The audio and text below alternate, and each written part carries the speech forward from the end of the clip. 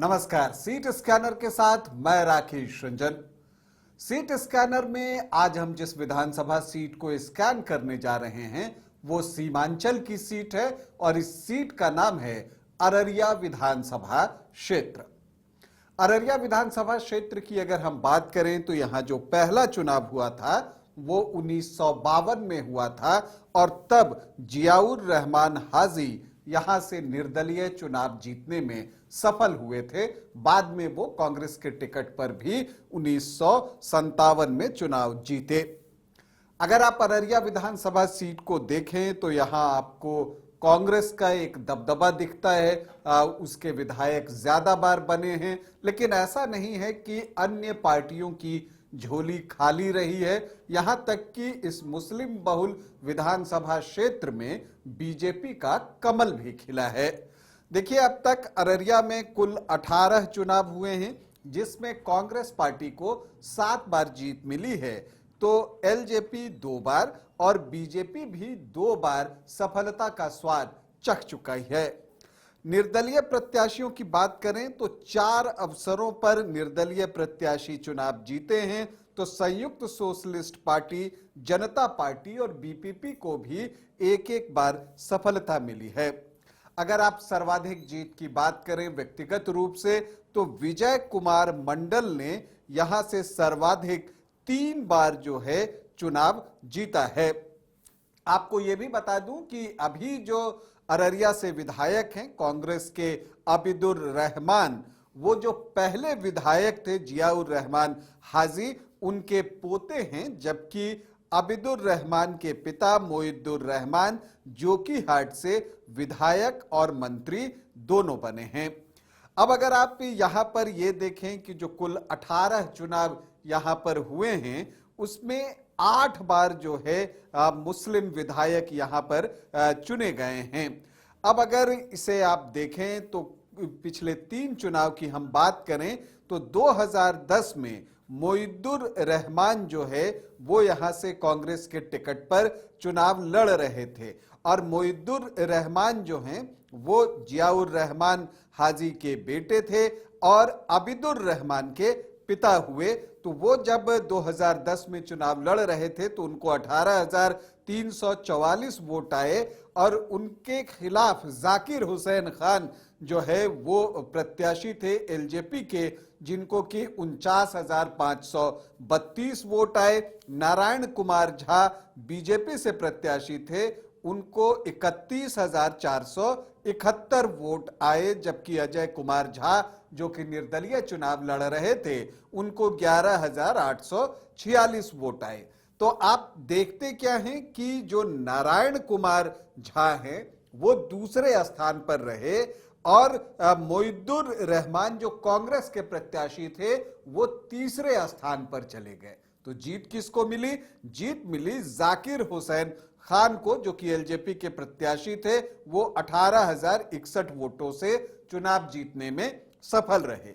लेकिन फिर 2015 में यहां पर आबिदुर रहमान को कांग्रेस ने अपना प्रत्याशी बनाया। मोइद्दुर रहमान के बेटे मोइद्दुर रहमान 2010 में हार जरूर गए थे, लेकिन उनके बेटे आबिदुर रहमान ने 2015 में फतह हासिल की और उन्होंने जो है 40,044 वोटों से एलजेपी के अजय कुमार झा को शिकस्त दी। वही अजय कुमार झा जो 2010 में निर्दलीय चुनाव लड़ रहे थे और 2015 वो साल भी था जब महागठबंधन बना था, जेडीयू आरजेडी कांग्रेस साथ में थी, तो अंक गणित भी बहुत मजबूत था। 2020 में आबिदुर रहमान फिर से प्रत्याशी बनते हैं और फिर से जीत हासिल करते हैं, बावजूद इसके कि जेडीयू से यहां सगुफ्ता अजीम को चुनावी टिकट दिया गया था और एलजेपी ने भी यहां प्रत्याशी उतारा था। और खास बात ये कि एआईएमआईएम असदुद्दीन ओवैसी की पार्टी ने भी यहां से अपना प्रत्याशी दिया था। लेकिन इस चतुष्कोणीय मुकाबले में आबिदुर रहमान जो हैं वो फिर से 47,936 वोटों से चुनाव जीतने में कामयाब होते हैं। तो ये दिखता है कि महागठबंधन को ये सीट जो है वो सपोर्ट कर रहा है और कांग्रेस को ये सीट अररिया की रास आ रही है। अब अगर यहां पर हम दावेदारों की बात करें तो देखिए, कांग्रेस से तो आबिदुर रहमान जो कि वर्तमान विधायक हैं, उनका टिकट जो है ऑलमोस्ट कंफर्म ही मानकर चलिए, वो चुनाव लड़ेंगे। इसके अलावा अगर आप देखें तो जाकिर अनवर खां का भी नाम आ रहा है, एक्स एमएलए हैं अररिया के, वो भी चुनाव लड़ना चाहते हैं। एआईएमआईएम से अररिया जिला अध्यक्ष जो हैं वो चुनाव लड़ना चाहते हैं, और राशिद अनवर भी यहां पर प्रयास करते हुए दिख रहे हैं।